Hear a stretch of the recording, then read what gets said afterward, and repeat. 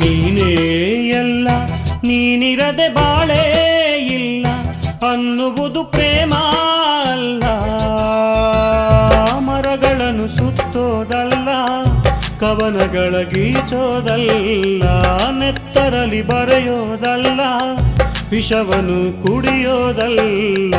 ಮೌನವೇನೇ ಧ್ಯಾನವೇ ಪ್ರೇಮ.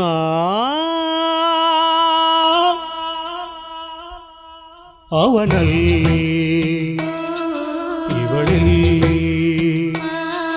ಮಾತಿಲ್ಲ, ಕಥೆಯಿಲ್ಲ.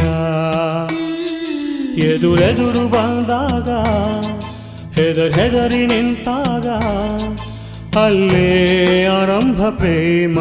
ಅವನಲ್ಲಿ ಇವಳಲ್ಲಿ ಮಾತಿಲ್ಲ,